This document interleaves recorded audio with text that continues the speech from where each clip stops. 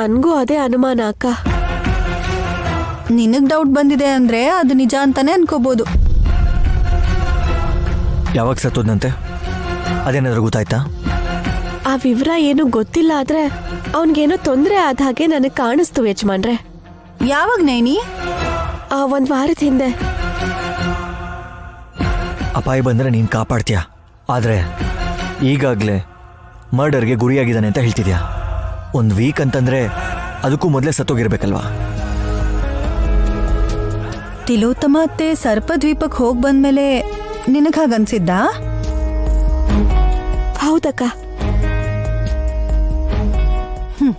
Got it. ಹಾಗಾದ್ರೆ ತಿಲ್ಲು ಆಂಟಿಗೆ ಆ ಹರ್ಷನ್ ಹತ್ಯೆಗೆ ಏನೋ ಲಿಂಕ್ ಇದೆ. ಇದನ್ನ ಗ್ಯಾರಂಟಿಯಾಗಿ ಬರೆದು ಕೊಡ್ತೀನಿ ನಾನು. ಅದಕ್ಕೆ ಸಾಕ್ಷಿ ಇಲ್ಲದೆ ಆರೋಪ ಮಾಡೋ ಹಾಗಿಲ್ಲ. ಈ ಸಲ ಹರ್ಷ ಬಂದ್ರೆ ಎಲ್ಲ ವಿಷಯನೂ ಗೊತ್ತಾಗುತ್ತೆ.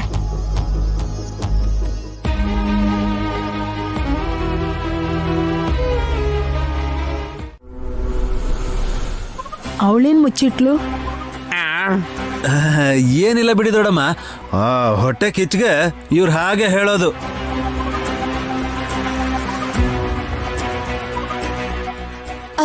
ಅದ್ರಲ್ಲಿ ಮುಚ್ಚ ಮರ ಯಾಕೆ ಬಾವಾ? ನಿಜನೇ ಹೇಳ್ಬೇಕು ತಾನೆ. ಏನ್ ಹೇಳಿದ್ರು ಹೊಡಿತಾರಲ್ವಾ? ದೊಡ್ಡತೆ ಬಂದಾಗ ಸುಮ್ನೆ ಇರ್ತಾರ ಹೇಳಿ?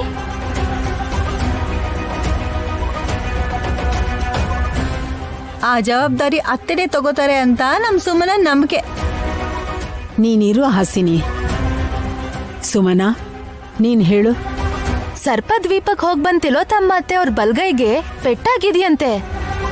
ನಿಮ್ಗೂ ಬಲ್ಗೈಗೆ ಪೆಟ್ಟಾಗಿರೋದು ಕೋಇನ್ಸಿಡೆನ್ಸ್ ಆದ್ರೂ ಅದೃಷ್ಟದಲ್ಲಿ ವ್ಯತ್ಯಾಸ ಇದೆ. ಏನು ಅದು? ಇಲ್ಲೋ ತಮ್ಮ ಅತ್ತೆ ಕೈಗೆ ಹಾಗಾಗಿದ್ರಿಂದಾನೇ ಇಷ್ಟು ಸಂಪಾದಿಸಿದ್ರು ಅಂತ ಕೇಳ್ಪಟ್ಟೆ. ನೀವ್ ನೋಡಿದ್ರೆ ಕಂಪನಿ ಪ್ರಾಫಿಟ್ ಲಾಸ್ ಟೂರ್ ಮೇಲೆ ಫಾರಿನ್ಗೆ ಹೋಗಿ ಏಟ್ ಮಾಡ್ಕೊಂಡ್ ಬಂದಿದ್ದೀರಾ.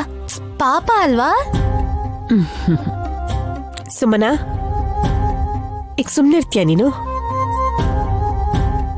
ದೊಡ್ಡಮ್ಮ ಹೊಡೆಯೋವರೆಗೂ ಹಿಂಗ್ ಮಾತಾಡ್ತಾನೆ ಇರ್ತಾಳತ್ಗೆ.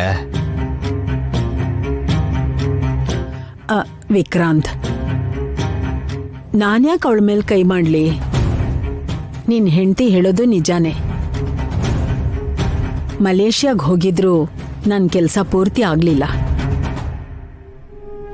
ನಿಮ್ಮಮ್ಮ ಸರ್ಪದ್ವೀಪಕ್ಕೆ ಹೋಗ್ ಬಂದ್ಮೇಲೆ ತುಂಬಾ ಕೆಲ್ಸ ಶುರು ಮಾಡ್ಕೊಂಡಿದ್ದಾಳೆ ಅನ್ನೋ ಸುದ್ದಿ ನನ್ ಕಿವಿಗ್ ಬಿತ್ತು.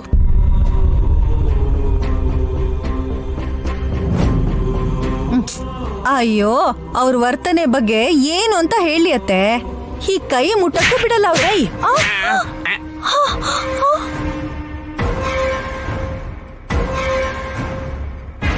ದೊಡ್ಡಮ್ಮ,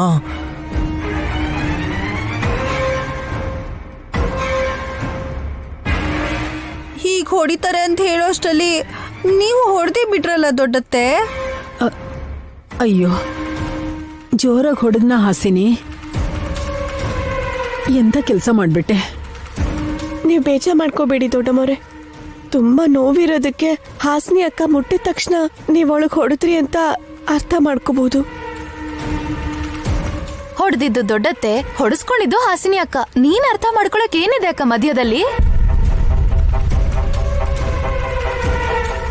ಹೂ ತಗೊಂಬಂದಿದ್ದೇನೆ ಇಡೋದಕ್ಕೆ.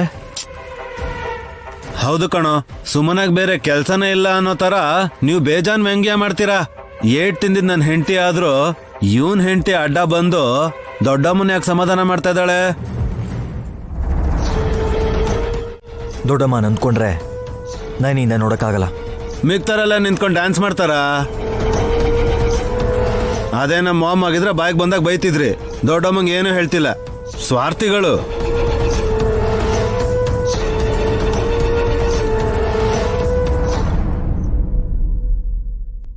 ವಲ್ಲಭ, ಮಾತಾಗ್ ಮಾತು ಬೆಳೆದು ಜಗಳ ಆಗತ್ತೆ. ಹಾಸಿನಿಗೆ ಕ್ಷಮೆ ಕೇಳು ಅಂದ್ರೆ ಕೇಳ್ತೀನಿ. ಅಯ್ಯೋ, ಎಂತ ಮಾತು ಹೇಳಿದ್ರಿ ಅತ್ತೆ. ಬೆಳಗ್ಗೆ ಎದ್ದಾಗಿಂದ ಈ ಕೆನ್ನೆ ಸ್ವಲ್ಪ ಮರುಗಟ್ಟಿತ್ತು ಬಿಡಿ. ಅದ್ ಹೇಗ್ ಸರಿ ಹೋಗುತ್ತೆ ಅಂತ ಅನ್ಕೊಂಡಿದ್ದೆ. ನೀವ್ ಹೊಡೆದ್ಮೇಲೆ ಸರಿ ಹೋಯ್ತು ಬಿಡಿ. ನೋವಿದ್ರು ಸರಿ, ಪಾಸಿಟಿವ್ ಆಗಿ ತಗೊಂಡು ಆ ಸಿನಿಮಾ ಇವತ್ತು ಗಂಭೀರವಾಗಿರೋ ವಾತಾವರಣನೂ ಕೂಡ ಚಟ್ಗೆ ಹೊಡಿಯೋಷ್ಟರಲ್ಲಿ ಸೀರಿಯಸ್ ಆಗಿದ್ದವ್ರನ್ನ ಹಂಗೆ ನಗಿಸ್ಬಿಡ್ತಾಳೆ ಇವಳು.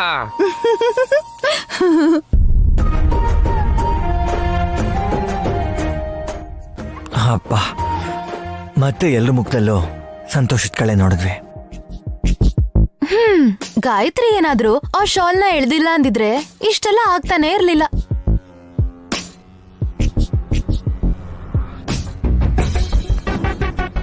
ಸುಮ್ನಮ್ಮ, ಮತ್ತೆ ಯಾಕ ಗಲಾಟೆ? ನಡೆದಿರೋದನ್ನ ಎಷ್ಟು ಬೇಗ ಮರಿತೀವೋ ಅಷ್ಟು ಒಳ್ಳೇದು. ಕರೆಕ್ಟು. ದೊಡ್ಡತ್ತೆ, ನಿಮ್ಮ ಕೆಲ್ಸ ಇದೆ, ಮೀಟಿಂಗ್ ಇದೆ ಅಂತ ಹಾಗ್ ಬಂದು ಹೀಗೆ ಹೋಗ್ತೀರಾ. ಈ ಸರ್ತಿ ಅಂತೂ ಟಿಫಿನ್ ಮಾಡ್ಬಿಟ್ಟೆ ಹೋಗ್ಬೇಕು. ಹೀಗ್ ಹೇಳ್ತೀರಾ ಅಂತಾನೆ ಈ ಸಲ 2 ದಿನ ಇದ್ದು ಹೋಗೋಣ ಅಂತ ಬಂದೆ. ಎಂಥ ಒಳ್ಳೆ ಮಾತು ಹೇಳಿದ್ರಿ ದೊಡ್ಡಮ್ಮವ್ರೆ.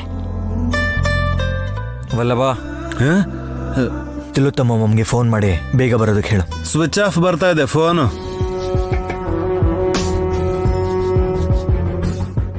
ನಾನ್ ಬಂದಿದ್ದೀನಲ್ಲ, ಅವಳು ಬರಲ್ಲ.